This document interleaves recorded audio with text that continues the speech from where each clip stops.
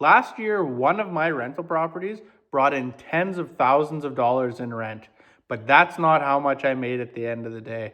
Today, I'm going to break down what my rental actually netted me last year after the mortgage, the taxes, the utilities, the insurance, the repairs, any vacancies I had, and all the boring stuff nobody usually shows you. So then that way, if you're thinking about buying a rental property, this video might surprise you, but it'll give you real life information. So welcome back, guys. My name is Jeff, and there's a lot of content online that makes real estate investing look effortless.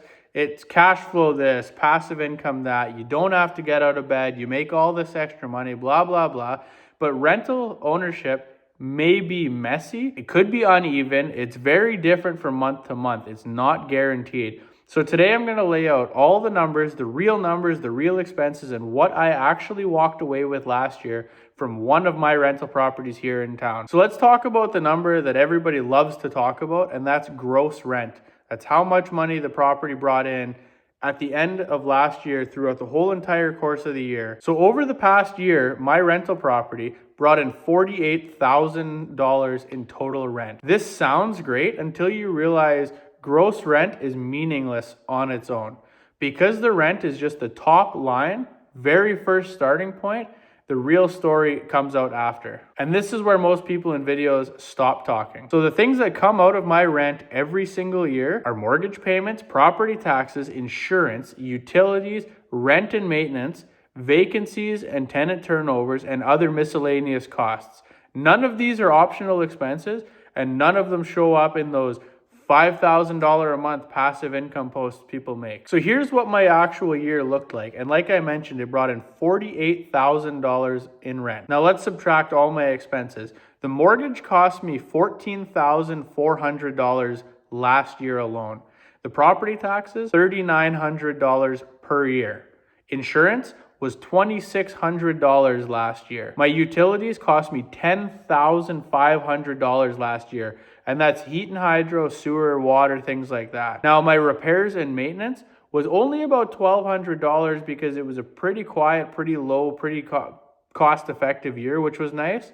And then other things like miscellaneous expenses, administration expenses, things like that were about $800. So now if you factor that all in and add it all together, that's $33,400 in expenses. So the numbers that actually matter is actual net cash flow. And actual net cash flow, if you take the $48,000 I brought in from rent and subtract that $33,400 in expenses, actual net cash flow is $15,200 for the year, or roughly $1,260 per month.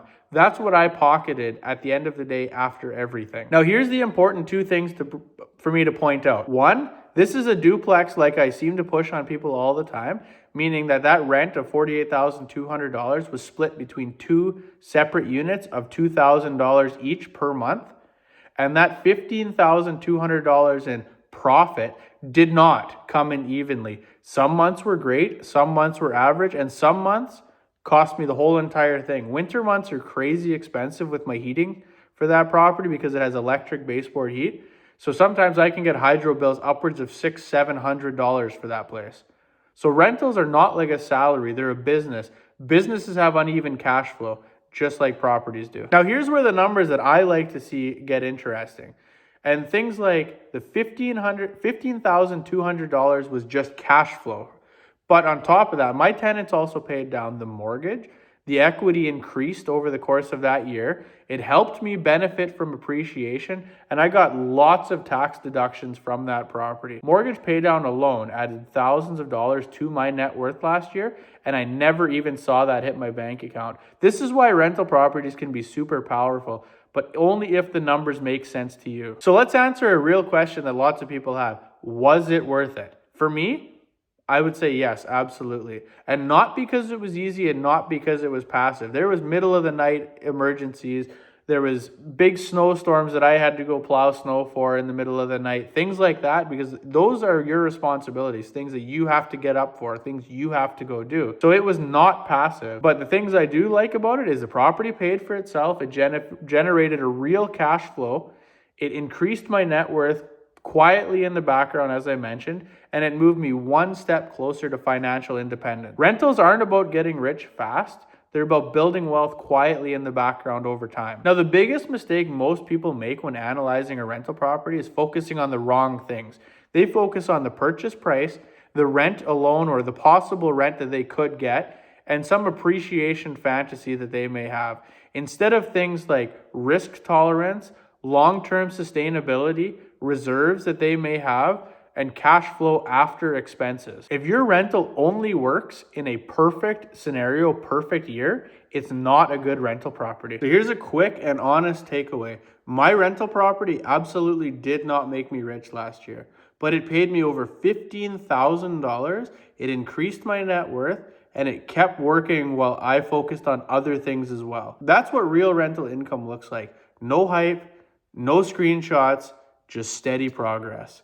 If you guys want, I can make a follow-up video breaking down a bad year of what I've had in the past, or how I analyze rental properties before buying them. I can do that. Just drop a comment below and let me know. And if you guys want more real Canadian real estate content or finance videos or investing things, let me know and subscribe for more, because I have plenty coming.